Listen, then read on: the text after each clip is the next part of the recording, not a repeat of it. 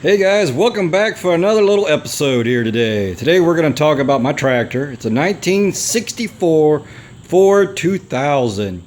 It's basically one step up above an 8N, pretty much. Now this tractor was my grandfather's, and he recently gave it to me because he was unable to he basically just can't move around and needs help taken care of, and he moved in with my parents and he gave me this to work my place. And it has done a magnificent job for what it is. It's really a small utility tractor. It can't do the work of a diesel, but it does have other benefits.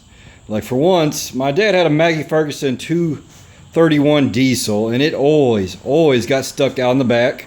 I don't know if you guys can see my place here. I'll show a little bit of it, but back there, way in the back, all that back there.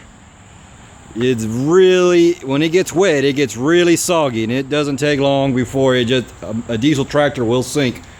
This tractor will go through the mud and anything, and I have never had a problem with it sinking.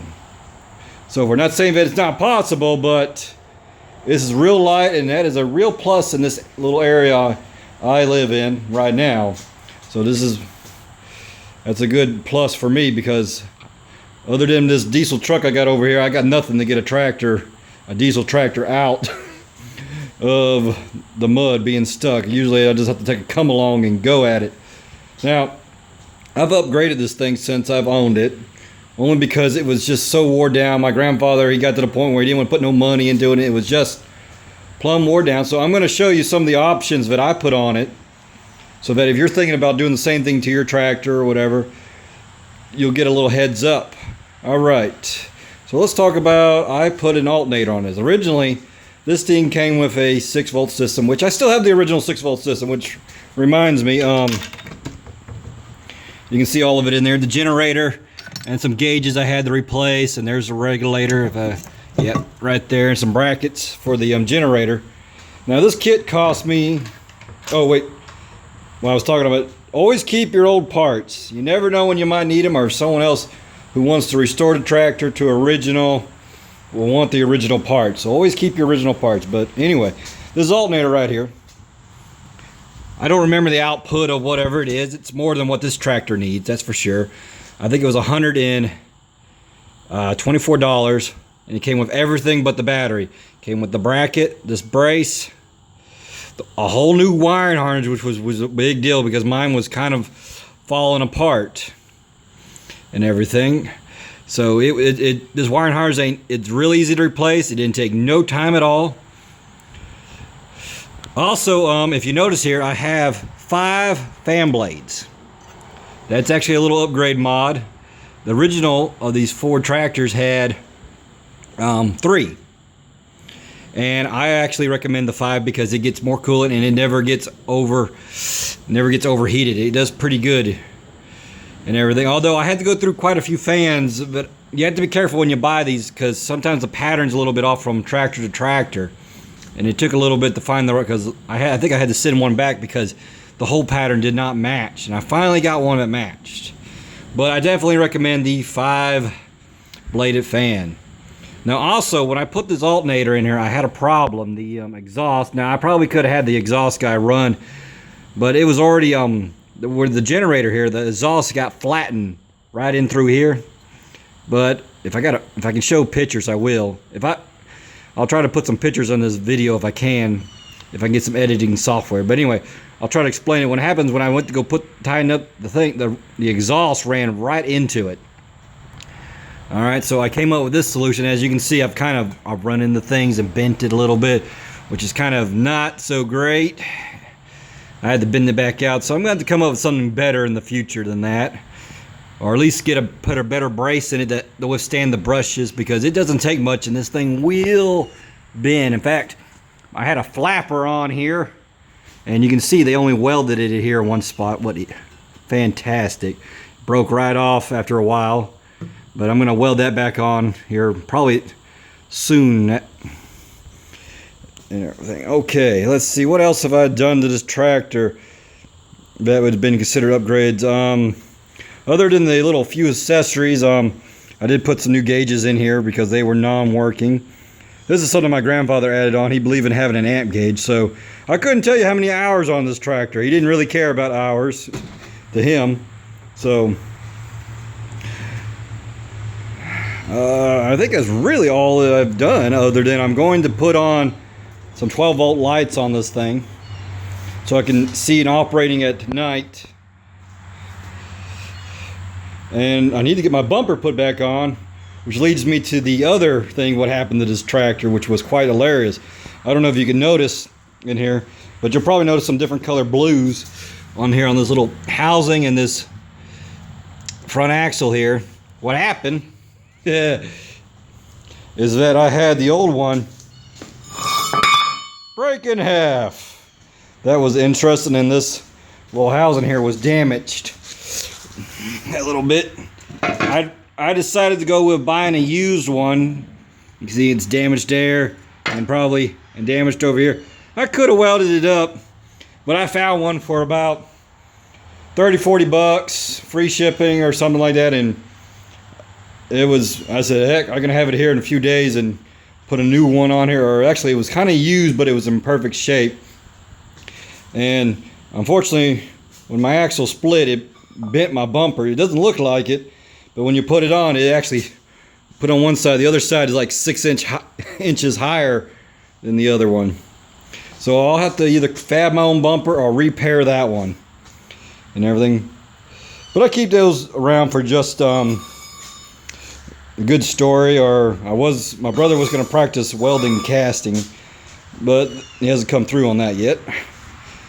But I bought, this was brand new, so I was able to get a hold of this brand spanking new. And I can go on forever with stories of why it broke and everything. I just know when it broke a lot of stuff. And I was down, this tractor was down for like a month trying to find parts. That is the bad thing about these tractors.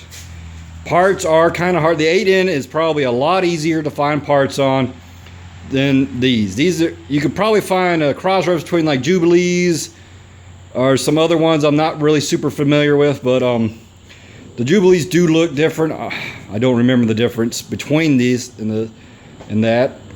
If someone knows the difference, then feel free to comment or enlighten me. That'd be great. Also, if any of you guys are Ford tractor buffs and can explain to me why the original paint job here is yellow, I would sure love to know.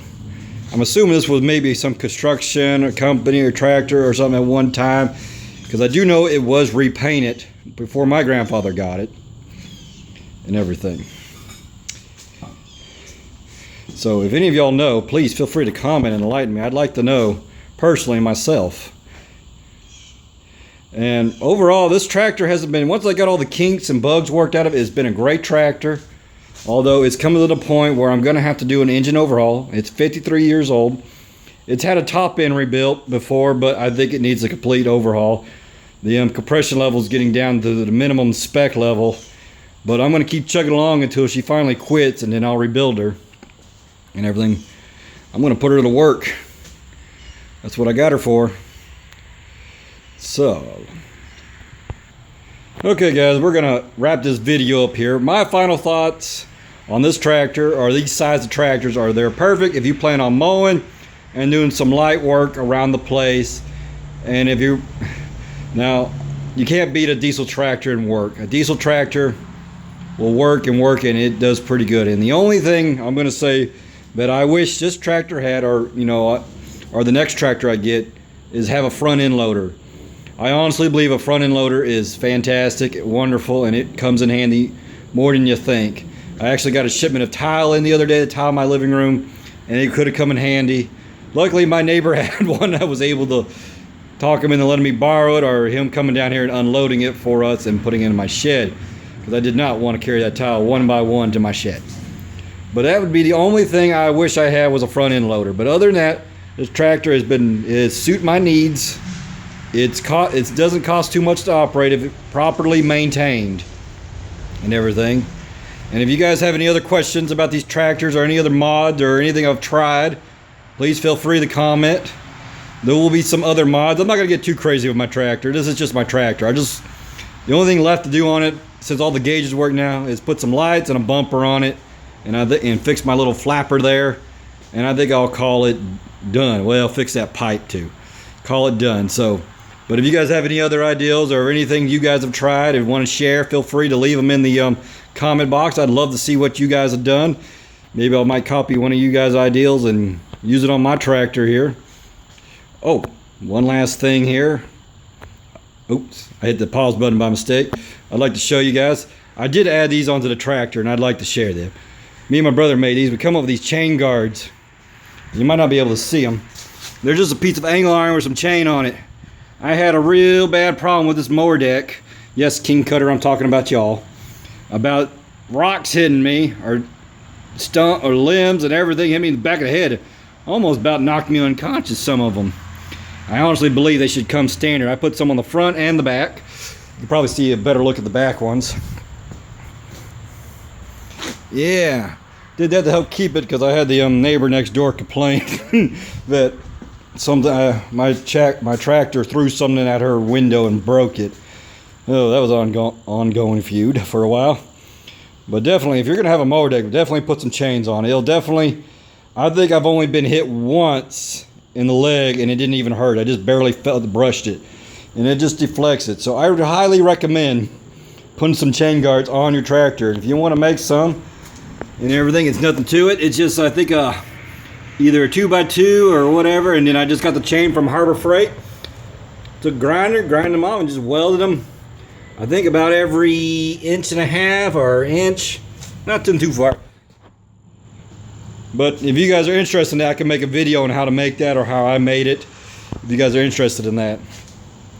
Alright, this time I'm going to wrap it up. Those are my thoughts on these tractors.